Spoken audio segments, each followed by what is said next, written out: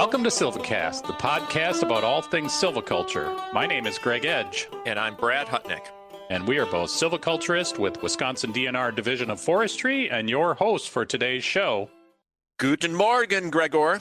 So what are we doing today on SilviCast? Well, we're traveling to the great state of Maine to talk silviculture with Robert Seymour, who you know is an emeritus professor at the University of Maine. Ooh, this is going to be a good one, Greg. Mm-hmm. So, you know what? We better brush up on Maine because I'm not sure I know a ton about Maine. I don't think Bob's going to quiz us on Maine, but okay. Well, what do we know about Maine? Well, like Wisconsin, they have got a lot of trees. Okay, yeah. And they're along the ocean, too. So I know they've got lobsters. Lobster and that and... lighthouses. And potatoes. No, They're... What? You tell me you're from Wisconsin and you don't know about potatoes. I don't know. Potatoes isn't the first thing I think of for Wisconsin either, but Maine has potatoes? Well, Maine is one of the top 10 potato producing states. So it's just a gap in your education. Well, I guess that's probably more important education that you would get in Stevens Point because you're living in a big sand field of potatoes there. Hey, we also have Henry Wadsworth Longfellow in common. Well, okay, so Longfellow's from Maine. Why is he in common with Wisconsin? Because he's written poems about both places. So he wrote Evangeline about Acadia, and he also wrote The Four Lakes of Wisconsin. Really? I thought it was Four Lakes of Madison. Madison, yeah. Yeah, you just don't know your literature, your fine literature, Brad. I don't. But maybe you can enlighten me on the Acadians. So weren't those some people that were in that region? Yeah, and then they got kicked out?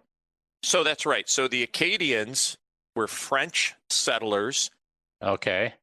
In the Maritimes of Canada, who were pushed out by the British in the 1700s. Uh-huh. And some of them stayed, and that's the Acadian forest that we'll be talking about later. Oh. But some made the trip all the way down to Louisiana, which Acadian became Cajun over time. And so the story of Evangeline was her being separated from her lover during that process. I did not know that. Just was missing in my education. Sorry. Stick with me, Greg. We'll have lots of adventures in this stuff. But I've got lots of education here. I'm Googling this on the internet here, and I see that Maine's state capital is Augusta, which Augusta and Juneau, Alaska are the only two state capitals with the names of months in them. That's interesting. That's useful. Yeah, that's useful. Yeah. It's Stephen King's home state, which is really cool. So, yeah, a lot of books coming out of there. Okay. The state bird is a chickadee. Yeah, that doesn't seem right, does it? Why? I mean, okay, Maine is going to be mad at me, but that feels like there should be a much more, like Maine, you would have like a bald eagle or, like something huge that lives in the ocean. Okay. A seagull? Yeah. No, I like chickadees personally. Yeah, they're not bad. It's just I would expect something else. It says here the state tree is eastern white pine. That's cool. That's very cool. I like that. So you have trees, you have white pine, potatoes, Longfellow. It sounds like Wisconsin, Greg. Well, I would say that it does have lots in common, lots of similarities with Wisconsin. So that is actually one reason why we're talking with Bob Seymour today about his over 30 years of silviculture research and experience in the Acadian forests of Maine and Eastern Canada, like you said. I think that his work has really some great lessons for us in the Lake States and probably a lot of other places as well. Yep. This is going to be a great conversation. I'm looking forward to it.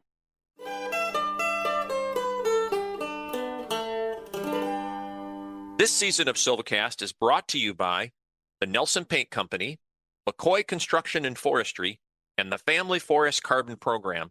You make the SilviCast world go round, so thank you.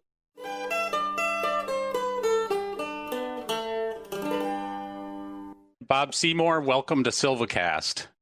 Nice to be How are you doing today? here. Doing great. Yeah. Besides the heavy rain I hear you're going to have. Yes, that's right. And it's just life here in the winter now with the changing climate. Yeah, up and down, right? Yeah, yeah. More powerful rainstorms in what used to be winter or late fall. Yeah. That we never had until maybe 8-10 years ago. Mm-hmm. Yeah. That's a similar for a lot of the projections for Wisconsin show that a lot more of our precipitation in the winter is going to come in the form of rain as opposed to, snowflakes and snow. Yeah, yeah. Hey, Bob, I think that probably lots of foresters here in the Lake States where we are have either heard of you or have used your work. You have quite a body of silviculture work that we all kind of dig into. But in case people haven't, could you just briefly tell us about yourself? Well, I'm 72 years old. This could go on for a while. Well, maybe the haiku version of it. I grew up in Northeast Ohio. I went to Ohio State, studied forestry, did well enough there that I got into Yale grad school, did an MF there. And Dave Smith, the man himself, wrote the book, the textbook, Yep. persuaded me to stay around as his PhD student. So I'd been the colossal mistake not to take advantage of that. So I did. Came up to Maine in the late 1970s I was working in Baxter Park on a spruce budworm stand dynamics kind of project and never basically left. Yeah. Went native, as they say here, Yeah. right? I mean, literally. So then I finished my dissertation work about 1980, did a little postdoc thing for a couple of years, but worked for the Cooperative Forestry Research Unit as a full-time scientist for about 4 years. And then in 1987, the Curtis Hutchins professorship was created, which I got, right? And that was when I started teaching. And I retired with that. I was a 40-year employee of the University of Maine. It occurred to me when I retired that I never had another employer in my whole adult career. Wow. Once I got out of grad school, was the University of Maine. And it was can you imagine millennials saying that now? Yeah. No. Nobody can say that now. No. And I was actually proud of that. That's what my father says. You get a good job, son, you keep it. Yeah. Yep. And he was right. That's the old Depression era parents, right? It doesn't matter how much they pay you. Comes in every week you can live on. Yeah. So I taught silviculture. I taught the lab that went with that, and I taught 2 graduate courses, stand dynamics and ecology and management of the Acadian forest, which is, what we're going to take up today, presumably. Yep. And I did that until 2017, retired. My wife and I began accumulating woodlots. So I decided in retirement, one of the things I would do is start to practice what we had been preaching. Yes. And have done a number of things. We now have 700 acres, and we've had timber sales on all of it. So I just became a hands-on forester. And somewhere along there, I think about COVID time, we started recording this. I started looking around. I said, man, without teaching, I'd love to have this. Just a simple, how do you plant a tree? How do you, do this new drill and fill? Yep. Anything like that that's manual, right? My backpack chainsaw, the Husqvarna 535, is just a huge hit. That's just very visual. So we started recording these YouTube videos, and now my channel has 118 videos, 418 subscribers. I just checked this morning, 89,000 lifetime views, and that's all since 2020. So that actually has been a powerful reach, and I get comments all the time. This is just really helpful, especially the younger foresters, students, right? And I've done other things in retirement as well. So, but that mostly the engagement with our own lands, and because I have this reputation here, at least in this region, I'm asked to do all kinds of other speaking engagements. Like last fall, we were down in Massachusetts, Ali Kasiba and I did a keynote on a carbon silviculture 2-day thing. Yep, we've had Ali on this show. Yeah, great. She's wonderful to work with. Just a real amazing presence here in New England. And what I've really appreciated about your work is that you kind of sit at that intersection between the kind of the theory of what we do and then, okay, boots on the ground, how do we actually get this done? And I think that's really cool. Because oftentimes when those don't connect, it's like, hey, that's a great idea, but where do you go with it? That comes from Dave himself, my mentor, Dave Smith. He says, Bob, there's no such thing as the science of silviculture. It's like medicine and engineering. It doesn't exist unless you go out and practice it, right? Yeah. There is the fundamental ecology that underpins it in the science. It is not like it's not scientific, but it's like it is a practice, right? So you have to go do it. Yeah. And that's when it takes on its own thing. And then this whole thing was, developing innovative silvicultural systems to solve particular resource problems in a particular ecosystem. There's no cookbook, right, in Dave's world or mine. So that, I've sort of always eschewed those approaches and, try to come up with innovative new things. And I think in my career, I moved the ball down the field quite a ways. I'm pretty proud of who I started with and where I ended up. And I'm still, I think I'm about on the 15-yard line in enemy's end. Yeah. We were talking about that the other day. I still feel like I'm 28, but I'm not. There's more to do. Yeah, I'm not ready to kick. Yeah. Well, one thing we like to ask folks we have on the show sometime, Bob, is do you have a recollection of when you maybe were first interested in forests and forestry? Like, where did that spark happen? Yeah, I think I credit my father with that. When I was probably in grade school, we would start camping. This was out from Northeast Ohio. And he would take me. He was a civil engineer, but he would go to places and camp, like in Pennsylvania and Southern Ohio, where there were more forests. And because that's where he wanted to go, he would take me to remnant old growth patches, right? They were always like, and I was just amazed about these big old wild trees, right? And I just became fascinated by that. Then later on, we started going up to the Lake States, to Upper Michigan, the UP, to the Ottawa. This is in the 1960s when the Ottawa first really kind of opened up, right? They put the road systems in, all those old Forest Service campgrounds went in. It was a paradise then. You could drive up there, the campgrounds were brand new, nice forests. And I began to get immersed in the logging history of that, like how, the whole history of exploitative of the pine resource and the hardwoods, and then all the fires, and began to wonder, where did I look around on the ground looking for firewood? I found this old burned cedar, and yet there's no cedar standing in the forest. It's all aspen, right? And I didn't even know what the aspen was. So we visit the Forest Service headquarters there, the nursery, and this forestry is really cool.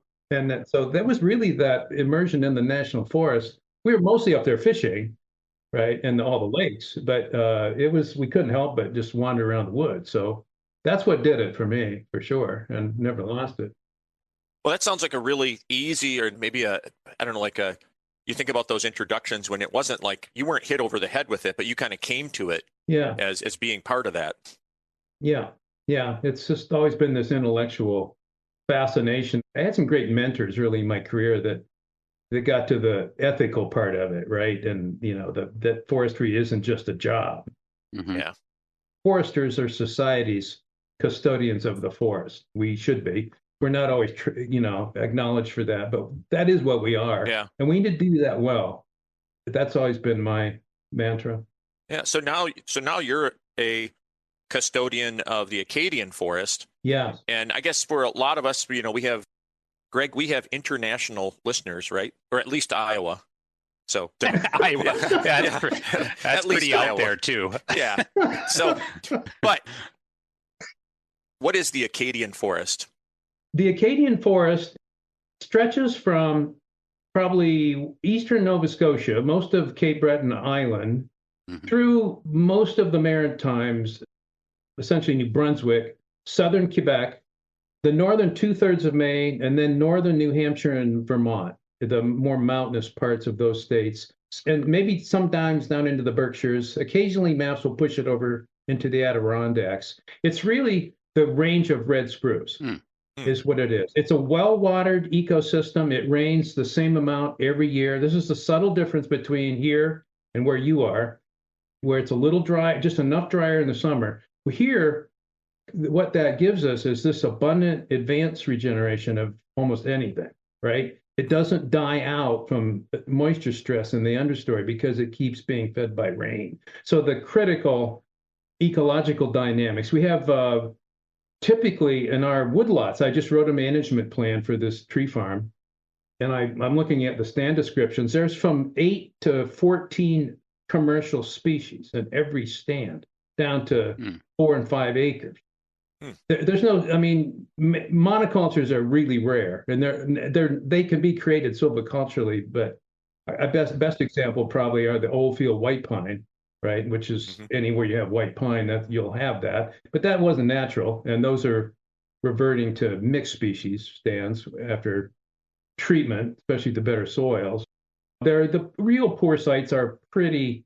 We call them spruce fir, like spruce fir is one species, but those two species are really different. You know, the red spruce and the balsam fir. We do have white spruce and black spruce. Those are pretty uncommon. Black spruce just in bogs. White spruce would be mixed in with fir. And then, you know, so that would be the pure coniferous, more what we call the flats, the lower poorly drained part of the landscape. And then as you go up on the Katina, you will get then what we call mixed woods, right, which are the northern hardwoods, sugar maple, beech, which is now, of course, badly diseased, yellow birch, and paper birch, you know, if you've had more heavy disturbance for whatever reason. Some red maple. The interesting thing is how it's changed, right? Red maple is probably the signature one there.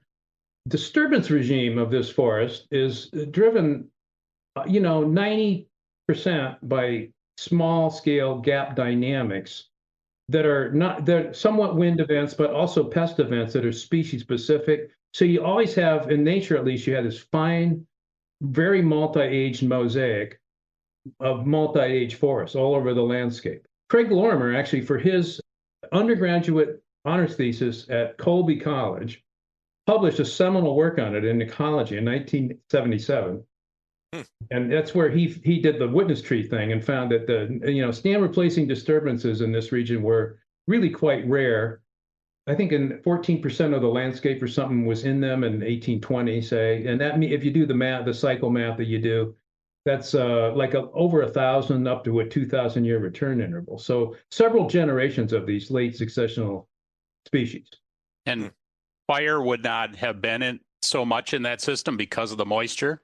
Right, that's right. It's hard to, very occasionally it will get dry, and there will be, when a fire comes in those conditions, it's very severe. There was the Miramichi fire that burned, 100,000 acres in 1825 or something. And that the footprint of that is, you can still find like really old paper birch out there if you look carefully, but those were exceptions. And there was always some question about, were those human caused on the edge of the settlements, But in general, they were, you can go lots of places in northern Maine. We have this 5,000 acre reserve, the Big Reed Reserve, where Sean Fravor, our ecologist, did his PhD work. I was on his committee, and we published on this, the disturbance regimes. He could find no stand replacing events. We had Bill Patterson from Massachusetts up there. You guys just aren't looking hard enough. He was digging in the soil, never found one piece of charcoal in 2 days, not one. The most disturbance Fravor found, he cored these trees, they're 200-300 years old, and he's reconstructing the disturbance history of these 0.4 acre plots, I guess, 4 hectare plots. And there was never a disturbance that killed more than 50% of the stocking at that scale, ever. Even at like a sub-hectare scale, there was never all the trees went over, right? So, wow. And the biggest pulses were spruce budworm outbreaks who would take out the fir, but the fir in the native forest, unlike now, which is a problem, back then it was not as dominant, and it would purge it out of the mid-story, right? And there'd be all these other species, the longer ones, to take its place. Yeah. Unlike the boreal, this is not boreal now. This is not the boreal forest. So it's not ruled by fire. It's ruled by mesic, stand dynamics of gap natural disturbances. And just like here in the Lake States, our forests have gone through significant change. I understand that the Acadian forests have gone through significant change too. Indeed. What do those forests look like today? How are they different from that very, finer scale, very diverse structure? Yeah, well, I've written about this extensively. I wrote it, first of all, there's a 1992 book chapter that was done for Dave's retirement. And then just recently in the new Motto Silviculture book. Yeah. That chapter in there, you now have the current version of that same story. So what happened was the forest was, encountered all these big old multi-age stands. They were liquidated with repeated heavy diameter limit cuttings beginning in about the mid 1800s. First, the pine was cut out of this forest, and that was just, they were just scattered around big trees. That didn't last long, but then the spruce that was left was just abundant everywhere. Most of the lumber industry in northern Maine was driven by spruce. So that went on for decades, and they just kept repeatedly cutting these stuff. So it's Dave, we used to call this would be like an upside down shelterwood, where you're high grading the best growing stock down to the lower strata. But he also called it the magic forest, which you could almost never get a regeneration failure because something's going to replace that right from below. So that's what happened, is this repeated cutting, which this is all described. And then finally, about 1910, along comes this really severe budworm outbreak and polishes off the dregs, all the fir that was left that they didn't really take. They were just after the spruce mostly, and some cedar probably. So the forest in less than probably about 70 or 80 years became highly multi-aged to almost even-aged, right? Well, it was probably two-aged, where you would have these residuals, right, that were old trees, but they weren't all that large. They weren't merchantable. And that rebounded, right? And then, through the 30s and 40s, and then in the 50s and 60s, all that, there was this huge ingrowth of this, like 1910, although it wasn't really a single decade origin cohort. Growth rates were high. They built mills, expanded, stud mills went in everywhere. So there was the big boom of harvesting. And then the budworm came again. And then because these stands were completely unlike the original forest, they were these tall, they were now 60, 70-year-old, tall, very dense, relative density way up off the scale, like 0.7 probably, intensely self-thinning. And we know, of course, we've always known that we should be managing these things with shelterwood, but the partial entries that were required to do that in those forests were really difficult, if even possible, because of the high diameter ratios were just way out of whack. Trees were tall, the stands were dense. There was very little. They were still mostly in stem exclusion. There was very little advanced growth forming. What was there was mostly small firs, right?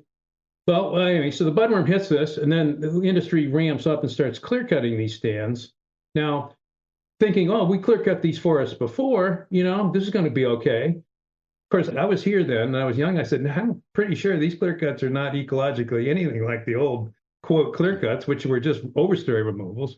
Now you're actually doing real clear cuts. You're, in some cases, expecting this forest to start over from scratch in the open. It will not do that. You're going to create pin cherry and paper birch and aspen if you do that. Same as the lake states where you have your fires. It was stimulating a fire. So in some cases there was advanced growth, some cases there wasn't. Anyway, and then some cases landowners realized, even when the advanced growth was small, they had to bail it out with herbicide. So the 80s there were huge herbicide release programs. This is still back when industry owned the land and the mills, right? Yep, same as here. Yep. So this was the heyday, right? 3 million cords of spruce and fir a year cut. So the legacy of that was that we lost about 1.5 million acres out of the spruce fir type. About 25% of it went away. And I've written about this too. I mean, this is all well documented. It's not a happy story, just because now you go out there now and you see, what are those paper birch stands? They're off-site hardwoods mostly. Some of them are still log landings that are growing raspberry after 35 years. Yeah. The majority of the land did regenerate, but it came back once again, came back heavier to fir, as it did the first time it was done. Those now, if you look at the age structure of the resource, well, almost a third, 40% of the main spruce fir forest type is in like a 15-year age class. It's probably between 35 and 45 years old. So, Bob, I want to kind of go a step further in that story, because that's really interesting that you went from this forest that was multi-age, diverse, a lot of species, to even-age systems and even maybe more simple in terms of species that you have. And I know that a lot of your work has been looking at sort of what we'll call ecological silviculture, maybe trying to move that back, or move the needle back to that more diversity. Right. So I know that just reading some of your work, that you guys started a research project called the Acadian Forest Ecosystem Research Program. That's right. Was that intended to try to overcome some of these challenges and try to maybe move the needle back a little bit? That's exactly what it was intended to do. If you keep reading, that was 94, we put that in 30 years ago. It is actually now, I think, the longest running ecological silviculture experiment in the world that's been followed. Oh, Franklin had a couple, like the demo project and stuff, went in a few years before, but those have been, those have timed out. And I don't think there's any in Europe or Canada that have kept up, or the rest of the world for that matter. So that's now 30 years, 31 years ago. We started that. We're right ready to do the fourth entry on. So it's a variant of irregular shelterwood. I've become a huge fan of irregular shelterwood because of its flexibility. It's a multi-age system, but it frees you from all the artificial stuff that you get with managing to a diameter structure, right? The BDQ business, which has really no biological basis, right? It's a convenient way to maybe, make sure you have all size classes, but it's really, there's no ecological dynamics there. It's descriptive of an old growth stand for sure. But to manage in such a way to just expect your regeneration is just ingrowth into the 5-inch class is not paying attention to what you need to. First of all, everything in our forest needs shelterwood or it won't regenerate because it's all depends on advanced growth mostly. So irregular shelterwood, the continuous cover variant, the gap variant, and then we have even the simpler, like those are 3-age probably. And then there's the simpler 2-age variant, which is just like shelterwood, extended shelterwood with reserve, right? Yeah, reserves. Yep. Where you carry your regen up into the tall sapling pole stage, but you keep some reserves. Yep. That may be all you can do. So this particular, which we've come to call the Acadian Femelschlag, that was inspired by a trip when we were challenged to design this experiment by our dean, the head of the experiment station. A bunch of us got together, including my buddy Mac Hunter, and we'll put in some, we'll do some 2-age, we'll put in some shelterwoods with retention, right? And that's not that imaginative. We need to do a little bit more. We really need to tweak the system. Fortunately, I went to Germany and I actually saw the Bavarian variant of the Femelschlag, which is this expanding gap system where you start gaps and then on about a 10-year cutting cycle, you expand them out another percentage of the stand area. So the prescription variables are mostly the percentage of the area in the stand that you're going to regenerate, right? And it's convenient to keep that a constant number. So after I saw that, I came back and said, well, this is perfect to emulate our gap dynamics. It's gap-based, right? Right. And if we just control the rate at which this happens, we know from Fravors' work that the turnover rate in these multi-age stands is 1%, a 100-year cycle. That's not threatening. That's like actually, but it's on very small patches. Managing large clear cuts on a 100-year rotation would be completely artificial. It's that 2002 paper we published, which is my most cited paper, gets into that, where we had that disturbance spectrum. But anyway, so I saw this and I said, man, this just makes all kinds of sense. There's all kinds of operational advantages to it, right, that we can get into. So I came back and I said, well, let's do this. And I said, well, the system actually is half-acre gaps to start with retention. That was one thing the Germans did not do. I think, with ecological silviculture, you've got to have some retention. And truth be told, the Germans weren't looking at it as an ecological system, correct? Not really, no. It was their use of it as what? It's to convert even age stands to multi-age stands in a very straightforward, area controlled way, not a diameter structurally controlled way. So you make the entries, you leave your retention. We just set the retention level at 10%, which is as low as I figured we could set it with pass a straight face test. I wanted this to be operation, by the way. So I want people to actually go and do this. Was there a particular species or type of tree you were looking at for the retention, like from a seed source standpoint? Well, I think with our criteria would be big, large legacy kinds of older, anything is older, big old hardwoods, big old white pines, in our case, mostly, and hemlocks, right, would be those. But for scientific purposes, we left a whole bunch of all species, some of which I thought would blow right over. And we published on this. Dave Carter, he's now at Michigan State. He's one of my master's students. Studied the fate of all the reserve trees that we had left in the original round of gaps. There were 800 of them or something. About 90% of them were still standing after 20 years. 90%, including that percentage of red spruce. things that we just think are just going to blow right over. And they would blow over if you left them standing in the middle of a 40-acre block, right? So there's something about the aerodynamics of those gaps where the retention survives much better. It's not to say that some of them don't go down, which of course you want at some level, right? You want some down wood and all of that. So the 10% number seems to have been a nice sweet spot. So we intentionally left a lot. I think anything that's rare. So this where we put these stands in, it's on the Penobscot Experimental Forest, which of course is a spruce fir research forest of the Forest Service. But it's on the part of the forest that was much more mixed wood, and it didn't have nearly as much red spruce. The early Forest Service scientists just neglected this part. So when we went to put this, what we call AFERP experiment in, it was in this mixed wood, which is, hemlock, paper birch, red maple, fir. Yes, there was some spruce in it and white pine and other stuff, cedar on the wet spot.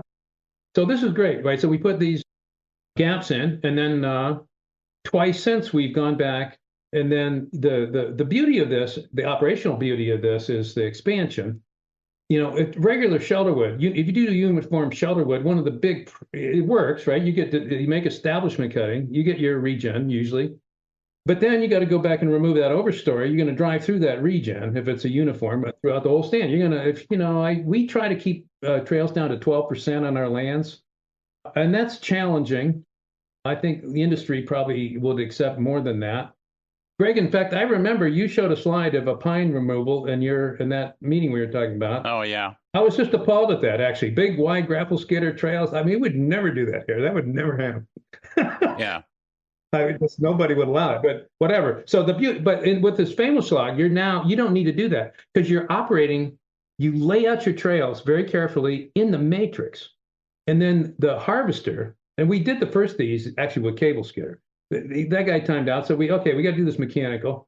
So we ran the trails essentially a boom length from the edge of the gap. So he's now operating in his trail, reaching over and it's he's taking 90%, right? So this is a little mini clear cut operationally, leaving the retention, which you mark. And I said, well, there's no way you're going to be able to reach out there 30 feet with your boom, cut a 16-inch hemlock tree, and not have that fall right in the region, right? Oh, he's just watch me. So he goes out, he picks it up, and he just pulls the button a little bit sideways, down it falls sideways, and then he just lifts it up and lifts it right back to the trail, limbs it, on we go. So that there's zero damage to the region in this system. So that's the way the Germans use it, because they'll use these tractors with these big winches, do the same thing, work out. So the original gaps are back in the back, right? And then they work towards their road system. Same thing here. You have a kind of a network of arterial trails that you're going to reuse. That's maybe 5% of the stand area at most, right? Then you run every entry, you'll have the temporary ones that are running around the gaps. And because you're not really worried about regen there, at least immediately, you're not losing anything. You're just essentially thinning, right? Yeah. And then you just keep doing the same thing, right? So we've done that twice now with great effect. We have a lot of discussion about trying to protect that advanced regeneration and kind of the administration in those sales. So I like that. So I have this right. You're keeping that processor back about a boom's length from the edge. So they're expanding that gap then that was originally about a half acre. Right. What if you expand that gap a little bit more and then that processor can't reach that edge? Do you allow them to go into that gap, or is that controlled in some way? Well, I mean, it actually works in the other. If you think about it, the geometry, these aren't perfect circles by any means. Right. But if you add another half acre, it's like tree rings, right? The width of that next thing is going to be a lot narrower than the original one. You could up the area with the same boom reach, right? It just turns out that the math works out this way pretty well, with these 30-foot reach machines. But we do, I credit Mike Saunders with this. Mike was here. He's now, of course, the silviculturist Purdue. He was here at postdoc. Yeah, we know Mike. Yep. When we did the second entry out there, he decided that we should not do these expansions just sort of symmetrically like the Germans would. They have the very regular circles, right? Right. We did them very asymmetrically, you walk the block. What you do is you walk, boots on the ground, right? I love it. You go out and walk the edge of the gap. one of the ecological things that's going on with these gaps is that you're taking advantage of the shelterwood effect on the edges. Right? Sidelight, shelterwood, right? Like a strip cut, narrow strip, right? Only better, actually, because especially with the retention, because you have no direct light. All you got to do is leave a few trees in that gap. You got no direct light. It's perfect, right? That's an important message. So we just walk the edge of the gap. Well, we got good advanced growth over here, not so much here. Right. So we'll move it. We'll push it more in that direction. Then really, the prescription variable is just the total. You want another, in this the large gap treatment we call it. We use 20% of the stand, and starting with that gap size in units of about half acre. And these are completely arbitrary. You know, we did so that would be 5 entries before you were done. Right, on a 10-year cycle, right? You would have the whole stand regenerated. We're about ready to do the 4th. Then what happens is there's a 50-year tending period, right, where you just thin, and then you start over. So it really is a 100-year cycle of disturbance, front-loaded for the first 50 years. For the first 50 years. Let me get this right. You're putting about 20% in these gaps every 10 years. Right. For that first 50 years, and then you're just tending after that. Now we also have another treatment, which is classic group selection, 10% every 10 years. So we have that, like with just because that people would be, but that would just go on in perpetuity, right? We're only 3/10 of the way through that. Same thing though, expanding we actually alternate that on a 20-year cycle, cut gaps, make new gaps, then go back to the original ones that were cut 20 years ago, et cetera. That jump back and forth. So it's a half-speed version of the other one. Yeah. But in but ecological sustainability, if you think about it, is in that 100-year period, you've regenerated essentially the entire stand except for the reserve trees, right? Yep. So that's exactly what Sean Fravor found. And admittedly, these gaps are bigger than what are in the wild forest, but the trees I don't think care that much as long as, especially with the retention in the gaps, they're regenerating well. And this has been a tremendous success. I'll tell you, if I first laid this out, 1994, I'm out there with a string box. You remember those? Yep. Right? The hip chain? Yep. Right? Yeah. No GPS. It's like, how the hell am I going to do this? Right? I mean, all right, well, I'll figure it out. I'm an old school forester. And I laid it out and I made a sketch map like we would maybe on graph paper or something. I went back and I figured out I had 18% of the area in gaps because we did have a reference grid in there for plots. So I did have a crutch. I said, well, that's good enough, 18%. I'm going for 20. That's perfect. Yeah. So guess what? Now I'm going GPS. Now I've had students and stuff, and I've done it myself. I'm sitting here on ArcGIS, and if I've got 20.1, I got to tweak that. Yeah. Foresters have it good now with that. We're going to be on the spec here. 20. It's like the perfect being the enemy of good, right? Yeah. Yeah. So anyways, so with modern technology, it really makes this a lot easier. In layout, you only got to flag the boundary. You can flag the boundary. You can just give them an Avenza map. Right. Mark the reserve trees. That's all you got to do. It's very simple. Yeah. Right. In this system, how do you account for maybe some of the species that aren't as dependent on advanced regeneration? Well, they're not ones that are valuable to us, so I don't worry. I mean, I think the one thing I did want to do that was one reason for the 0.5 half-acre gaps initially, is I wanted to keep some of the paper birch. Yeah. Because it's valuable here, actually. Yep. Paper birch, I can't say we wiped it out, but there's not much in the regen. All the advanced fir and everything just kind of overwhelmed it, and there was not good places for it. We did not intentionally try to scarify to get any. There's yellow birch in this too, although the sites are not quite wet enough really to grow good yellow birch. So those would be the only things that don't depend on advanced regeneration. Probably are like aspen, they're sprout origin. Even beech, right, which we tend to think of as sprout origin, sucker, but it really, if it was healthy beech, it would be advanced growth from. Are you seeing white pine regen in this system? Yeah, that is the single biggest success because we've had these giant pine reserves that we're leaving. Some of them are 35, 40 inches, 130 feet tall. Yeah. They'll put seed over a whole 25, 30 acre block, 1 or 2 trees, right? And there's the pine. We have stock. We're tracking the regen mill acres. There's 20 plots in each of it's about a plot per acre in these units. It went from 20% stocking of pine at the beginning of the experiment, essentially in the understory, to like 90. Now, it's not only invaded all of the gaps, it's invaded more of the understory, the matrix forest. And white pine is just a wonderful tree, and it's very precocious. Here we get these big bumper crops every so often on a sort of a 3-year cycle. So our forest staff will always do establishment cuttings that fall. We can. We get our act together, do them, and they're just this spring. It depends also on good rainfall in May the following year. And this year we had that, and we got pine everywhere. So it's nice. Bob, you said that the intent then is in the later portion of this to tend. What are tending practices in general you think going to look like in the stand? Well, we've done it. We delayed it maybe a little too long, but in the large gap treatments, I didn't want like a J.D. Irving, our industrial guy up north, that this space fir 7 feet apart, right? This is an ecological experiment, and we're trying to manage a mixed regeneration package here, favoring the rare trees, the longer lived ones and stuff, but keeping the diversity. So I ended up falling back to one of the key concepts, and again, this came from Dave Smith mostly, is using the concept of a vertically stratified mixture. And having, like, in this case, we've got 20-year-old gap regeneration. Even there, we've got 3 clear strata. There were some aspen and big, tall paper birch, and a few tamarack, actually, towering over all the other, you know. And then you have that's an emergent or A stratum. Then you got a B stratum, which is mostly the white pine and red maple, and any red oak that would be there, kind of in that, you know, those intermediate shade tolerant species. And then you got the lower stratum, which is fir, hemlock, and some spruce. Again, spruce we want to get more of, and any cedar that would be around would be down there. The soils are not good enough for sugar maple. It would be, you could find them in beach, but that's not an issue here. So we're doing this kind of mid-quality land. So I came up with prescriptions where you would space the upper story like 100 feet apart.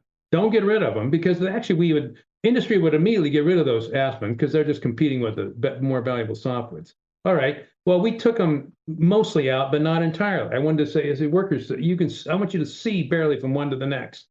So 100 foot, you have 2 or 3, 5 per acre. Then the B stratum, the maple, red maple, pine, 20 to 25 foot spacing to space them out, because now we can do that because we've got this third stratum of trainers that it's coming along. So those trees, I mean, if that's all you had, you'd have an orchard of red oak. They'd just be horrible form. Same with pine. But with all this lower stratum, the C stratum, they get that benefit. So those, I say, very wide spacing, fairly wide spacing, 20 feet, say, for the pine, and then 7 to 8 feet for that lower stratum. And each of this comes with a pecking order, right? You have to, with each of these straps, you have to, okay, do I favor oak over pine? You got to tell me, right? Because you got to stand there with a saw. What do I pick? Is this pre-commercial release? Yes, this is absolute. Okay. And this was, I bought that Husqvarna backpack saw for this very purpose. And it works good for the hardwoods. It doesn't work so well when you get into dense, thickety spruce and fir. Yeah. We watched your YouTube video. Yeah. It was great. I hadn't seen that before. Well, you know what? Ross has one. He bought one. He was one of my early adopters. Oh, really? Brad and I said, we got to get one. Yeah. Oh, you definitely have to get one, but you have to buy it from Sweden. Oh, really? Yeah. Yeah, they don't market them in the U.S. But if you read... I found that out trying to find one online, and it was like, ooh, they're harder to find. You know, this is one thing about this YouTube. People need to read my descriptions, not just watch the videos. All that info is in there. I'm just looking at the video. What do you? Yeah, that's not how it works. No. You go in the description. You got perfect instructions how to buy one, as many as you want. Yeah.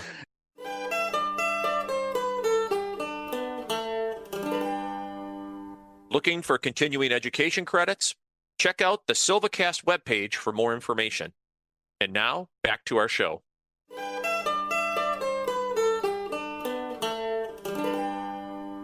One question I would have is, we've been moving toward, at least, the idea of putting in gaps, especially in northern hardwoods. But how do you identify, so you have, say, that target of 20%, how are you identifying within the stand where you want to put those? In this forest, this mixedwood forest, they initially would tend to go where there were pockets of balsam fir, the short-lived species, right, because of the mixture. If you had nothing but nice long-lived, hard maple, you could put them anywhere you wanted, right? Mm-hmm. I think you can also anchor them around, if you have nice reserve trees and you want to make sure you leave those, of course, you can leave them in the matrix and they'll be there. I mean, I don't, but if they, of course, also, even though they're reserved, they're not supposed to be there for regeneration. They do, guess what? They do put out seed. Yeah. These pines do double duty. You will get nice establishment from those reserve things. It becomes a focus of the gap, right? So retention, here's my very strong message. You cannot practice gap harvesting without retention. I mean, I run into this all the time. Oh, we don't need to leave any trees in these gaps because we got 80% of the stand still in the matrix. Bull. I spent years being an FSC certification auditor. You only get credit for retention where you regenerate. Otherwise, you have no retention if you think about it, right? If you keep doing that, I'm pretty soon, oh, it's always in the matrix or it's somewhere else. No, you got to leave trees where you regenerate. I'm sorry.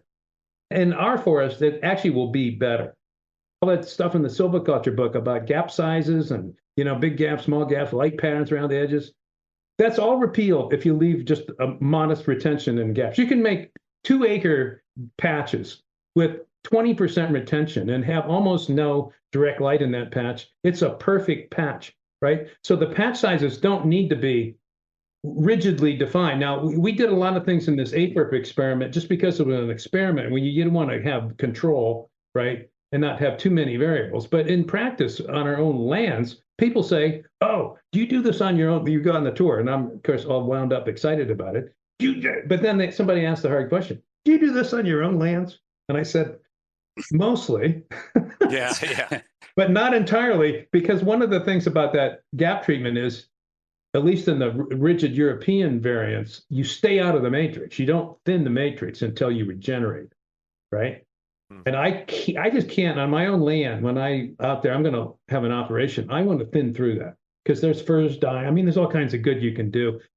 That's the silvicultures to me. I want to make every little 10th acre better. Yeah. But that's actually to prevent. I got this from Switzerland. The Swiss will tell you, if you do that, you start picking through the matrix as well as the gaps, you will then regenerate everything and you'll have no more than 2 cohorts. You'll never get a multi-age stuff back. Because it's like essentially you've got the gaps, okay, they'll be ahead, but then you've made an establishment cut in the rest of the stand. You come back in the next entry in that, you've got 1 cohort, it's just going to keep developing there, right? You're never going to get a third. So but that's really dependent upon the intensity of the work in the matrix, right? That would be, if you just did a real thinning in there, that keep it in stem exclusion, sure. That would be on spec for sure. Yeah. And that's really what we did. I just picked out fur near the edges. I didn't go overboard running trails in it. That's when you start getting, you make big trails and now you have regenerated it. But that's a fine point. This is really interesting because I think this gives us all ideas about things that we can think about. And I love that idea of being flexible when we approach stands. How about from a climate change perspective? Have you guys considered or talked about the Acadian Femelschlag in that regard? Well, I mean, climate is really just about, I become just a big believer in the resistance, resilience, transition, 3-part approach, right? I think that makes all kinds of sense. It's sort of like my landscape triad that we came up with 30 years ago, and only on almost a stand or a woodlot scale. It gives you something like there's no one right solution. So I think in the case for the things that are rare, I would go into resistance mode. I would try to conserve those. So if I had a 100-acre lot and I had 10 acres of cedar, whatever, something that's rare, hemlock, I certainly wouldn't put my initial gaps in that patch. I would just kind of maybe thin it, do whatever I could to make it healthier, resist whatever stresses it's going to have, and then probably treat the rest of it, of the forest, in such a way that it's just inherently diverse, makes it, enhances its natural diversity. And that, of course, is what depends on what you're starting from. And that has to happen by, if you can't add anything new except for by regenerating, right? So if you don't have seed sources, this is where enrichment planting comes in, right? So we have done some of that. By the way, gaps are really good for that too. You send the planters out there and thinning, any practice, right? If you're going to treat 20% of the real estate acres of a irregular multi-age block, if you do that with single tree selection, you got to send the workers right through the whole block, right? With just odd, opportunistic kind of rules. Whereas if everything's going on in the gaps, the regeneration, if you're missing something or you want to bring in some hickory trees or you want to do whatever, you just tell the workers to go plant them up there in a 20-foot spacing, whatever, and then go to the next gap. You hand them a map. It goes very fast, right? The same reason the harvesting is economical, because it's all concentrated. Everything about it's good. And then the thinning the same way. They don't have to, they just go to the block, thin it, go to the next patch. So it is a little, compared to the continuous cover irregular shelterwood, which is more free form. You just kind of take advantage. That's really where you need your skilled foresters. So you don't overdo it, but don't underdo it. You need to keep, 3 cohorts always, and there's no balance really. You just, the cut comes and goes, but you've always got this probably dominance of mature trees, but also always areas under regeneration in various stages, right? But not under any rigid diameter structure. It's just it's not even something you would even measure. And I think the growing stock would kind of ebb and flow in those systems. But so if you get into like rigid Germanic area control, forest regulation thinking, these gap approaches have real appeal. If you're French or Swiss or something, the other kind of Femelschlag is this, right? It's the Swiss Femelschlag, right? And it's a free form thing, right? Yeah. All Femelschlags are not gapped. Femelschlag just translates irregular shelterwood, more or less, partial cutting. So the Swiss Femelschlag is the more free form one, right? Yeah. More of the art. And we probably on our own lands where we mark 90% of what we do is some kind of irregular shelterwood. We do have some young even-aged patches, old fields and stuff that are just thinnings, right? Transitioning to the irregular. But what I love about the Femelschlag, or kind of the systems that they use in Europe, is they actually make those place-based as well. So it's dependent upon what works in a particular place, and then they, like you said, they name it after that place. So I kind of like the idea that you're doing that here. Now we have the Acadian, and hey, we can have a couple more Femelschlags if we work at it. Well, I already have imitators. There's the Appalachian Femelschlag. Tara Kaiser down in Bent Creek was an early adopter. She's for oak regeneration on the edges of Dave Loftus to put in these old gaps. Yep. Of course, down there you put in open bare ground gaps, and you get back yellow poplar every year, right? It just blows right out of the ground. Oak does not have a chance. She went down there after Loftus retired, walking around the edge of the gaps, and noticed all this oak around the edges, right? Advanced growth would come in around the edges in the shaded zones. Yep. So what if we just expand these out a little bit? We'll have this, poplar in the middle, but the rest of it will all be oak. Yeah. And they do that mid-story removal down there, right? This non-commercial mid-story killer. There's the Appalachian Femelschlag. Mike Saunders has put them in there in Purdue. The perfect replicate. Now, Tom Dean, my buddy at LSU, of course, the Acadians, I don't know if you know the history of the Acadians. They were the French who were kind of driven out of Nova Scotia, right, by the English. And they went 2 places. They went up to northern Maine, and they're still there. But they also, some of them took off in a ship and went to Louisiana, became Cajun, right? So Tom is going to have the Cajun Femelschlag in bog cypress, of all things, in the wetland. So I'll read about this in places with no credit. Nobody, doesn't go back to the original. Dave Carter is a big fan. When he was at VPI, he wrote a whole thing in the National Woodlands, I think, about the Femelschlag, and he was really promoting it in Virginia. And of course, it's got this exotic nature, Femelschlag, and then you can name it after your place, and it's like, oh man. I think we got to name one after Wisconsin, Brad. Oh, we could get creative with that. What would it be? We have to. I don't know. The Stevens Point Femelschlag. After a couple beers, we'll come up with a name. Stevens Point Femelschlag. Well, we'll work on that. When I come out this summer, we'll go off into the tap. We'll go out in the pub and we'll work on that. Yeah. That sounds good. Bob, before I have to part ways here today, I just wanted to touch on a few things that you've done over your career, because the Acadian Femelschlag is not the only project that you've worked on. Far from it. Yeah. Yeah. And so just looking at some stuff, just some things jumped out at me. And one of them was you mentioned earlier, and that's the triad approach, because Brad and I have talked about the triad approach for years. Yep. And just this idea of, working across the landscape at these different scales and levels. But you actually gave a talk on this 30 years ago. I came across at the SAF National Convention. Yeah, that's in that Austin Himes, a young silviculturist, who's actually from Oregon State, worked with Matt Betts, who became a triad believer. And to his credit, he rounded up me and Christian Messier from Quebec, who's also another big triad proponent on that paper, and summarized that whole history, which is pretty rich. I'll tell you how it started. This is 1990. I was doing forestry, wood supply work. My buddy Mac Hunter, of course, the famous conservation biologist, had just come out with his book, which was just conservation biology for foresters, right? I forget, that wasn't the title, managing for biodiversity, whatever. And I said, Mac, I actually agree with having some reserves out there. We need these benchmarks, right? This was a radical idea for any forester to say back then, because it's all there's. You get all these pejorative people, set asides. The same thing Franklin experienced out west, right? Same thing. And I said, okay, I'll support some conservation of reserves, but you guys, you enviros and wildlife biologists, are going to need to start supporting production forestry to make up for any loss. How's that? Is that a deal?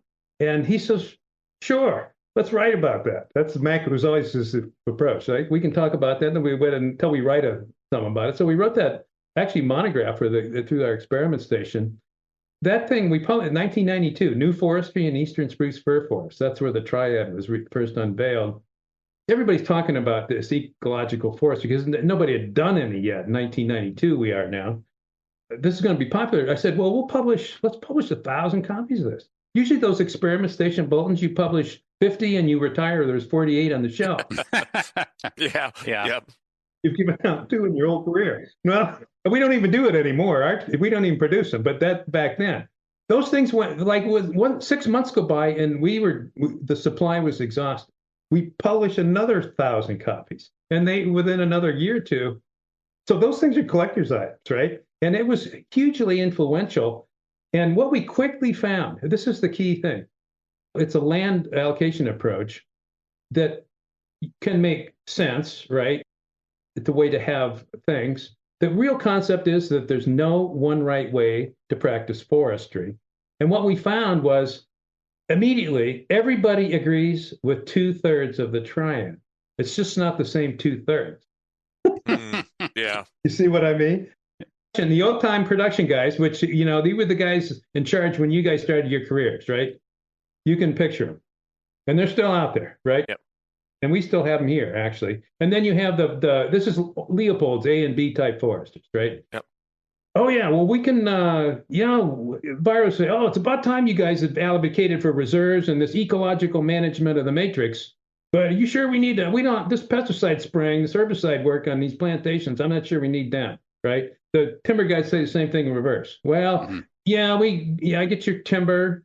Well, maybe we can soften up our management in this matrix, but the hell with these set-asides, Yeah. So it was, if anything, it was just a remarkable political concept. So everybody's biases are now on the table. So that worked through the system. The long Mester picked up on it, but I'll tell you the most recent and just profound application of it is in that journal article. It was in 2018, right after I retired. I was called into this Blue Ribbon Commission in Nova Scotia.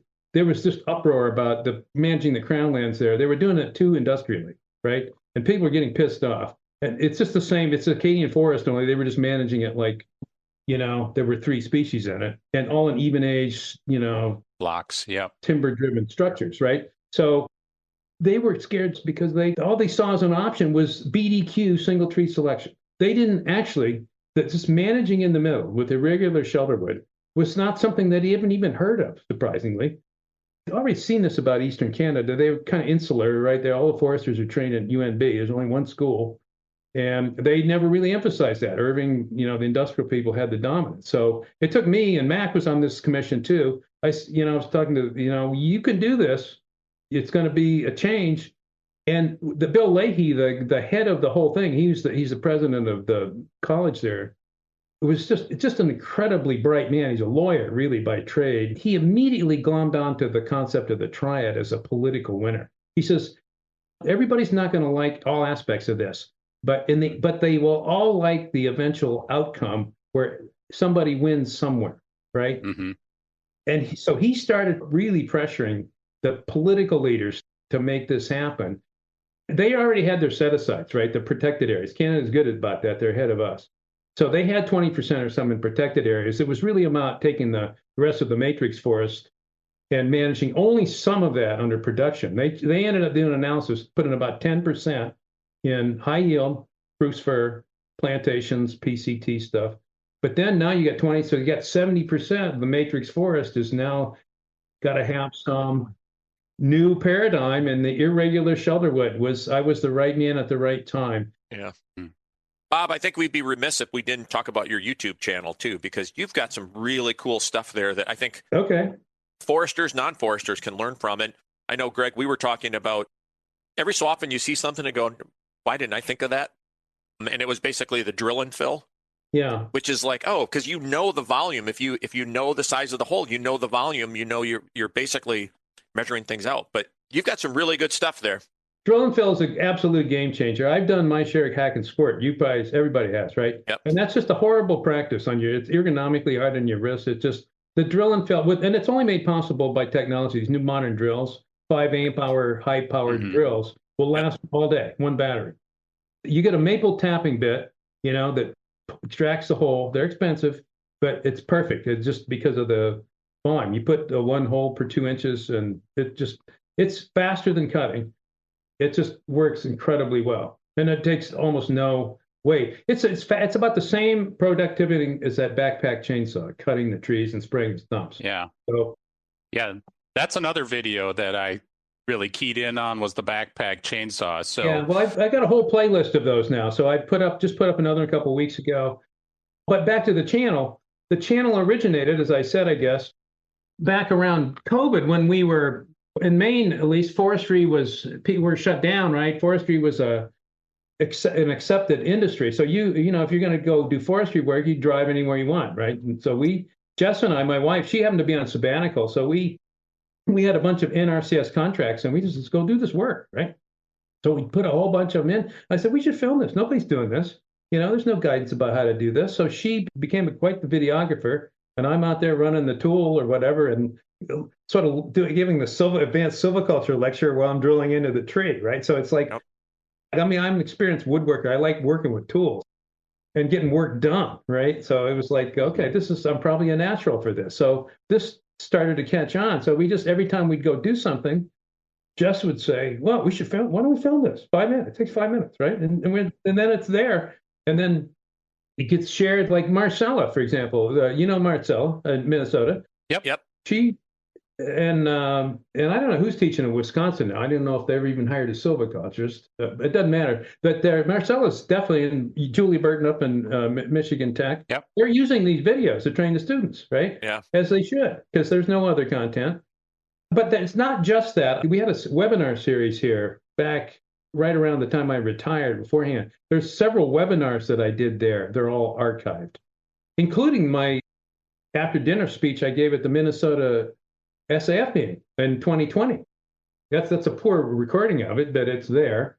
So I used it to catalog any recorded stuff. I got a history of silviculture there that's been discovered. I just looked at it. There's 89,000 views in 5 years. And my most common videos, like I just did this as an afterthought. We did a timber sale in 2017. 3 years later, I had all this pine advanced regeneration coming into the trails. Too much in that one place.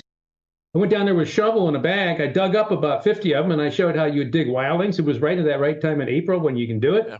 And then I lugged them over to another block where we killed a bunch of beech and planted them. 10,000 views of that thing. I mean, why are people so interested in that? It just was like, I filmed it myself, even, which was hard to dig up a tree. It's free trees. And film, but it's like, just go watch that. It's like, okay, people like that. And then I did the silky pruning saw, the high 4 segment 1 pruning pine trees. So anytime you get these tools, people love them. Yeah, right. And the Husky is a particularly interesting one. We'll put links to that in our show notes for people to your YouTube channel. Good. And I think Brad and I should definitely take you up on getting together for a beer when you get here. Yep. Oh, yeah.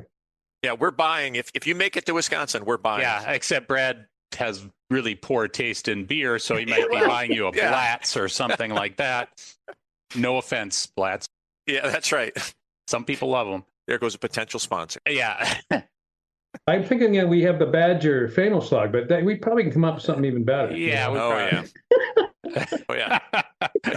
That doesn't have quite the right ring to it, I don't think. Yeah, and then the point would be mad because you went with the Badgers. Oh yeah. Go with a pointer Femelschlag. Well, Bob, thank you very much. This has been a great conversation and just really kind of covered the gamut. And that's what Brad and I like to do, is to talk about silviculture. And we'll definitely get you out for a beer when you're here and maybe talk some more. And I think this kind of reaffirms for me, maybe in that really big picture, like we need to embrace creativity when we have problems. So don't be stuck in the old ways, but think about it, put some thought into it and try it. And if it works, great. If it doesn't, you learn something. Right. Yeah. And it's, the devil's always in the details of these things. When you're doing these prescriptions, you got to have somebody who's going to run a machine, harvest the wood, or cut the trees down, or kill them with a sprayer or whatever, right? It's like going to physical therapy or something, which I've been doing on my knees, which are shot.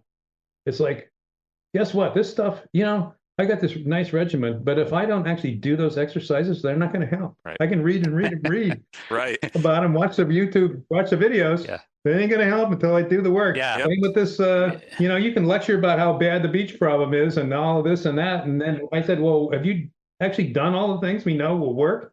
So Jess and I went about it, and like 3 years later, all our beach is gone. I mean, we got the beach problem solved, economically, with the right tools, the right time, just sweating the details. Yeah, as you said, silviculture is a practice.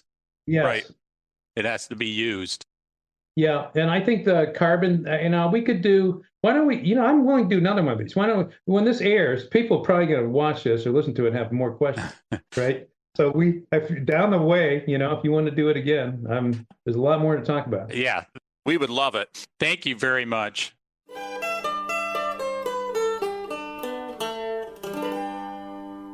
Acadian forests.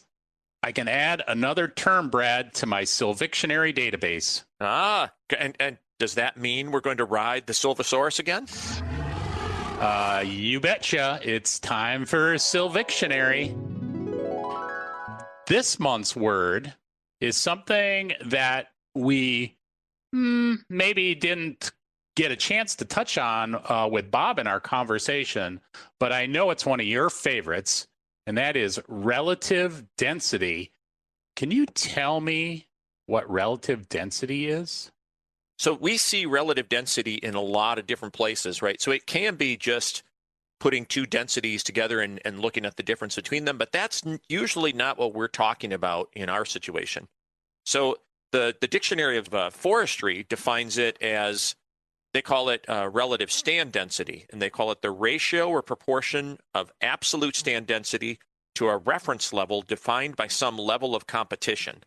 And so when we think about like 80% relative density or 70% relative density, it's basically relative to that absolute, like how much density could you actually have in the big picture.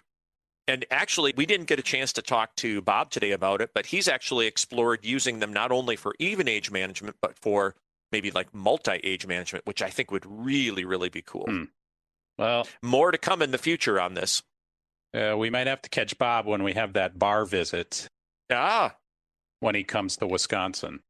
Then we'll have to call it Stocking Charts on Napkins Volume 2. Oh, yeah. No, I think that's Susan's theme. So, well, I can just hear Brad yelling in the bar, relative density is the best thing ever. And all the bar patrons will be, cut him off. Yeah, maybe later in the evening, but not to begin with. But later in the evening, you never know.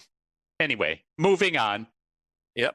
Well, thanks for listening to today's episode of SilviCast. If you have ideas for future episodes or a question for the Dropbox, please let us know.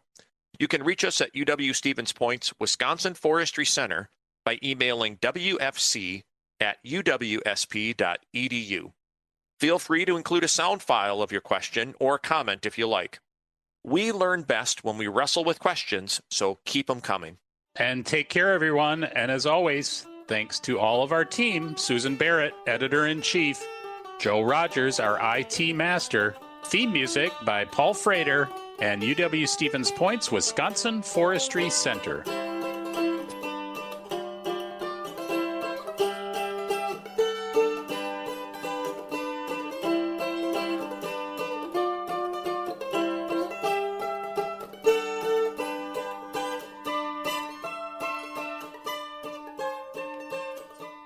Ooh.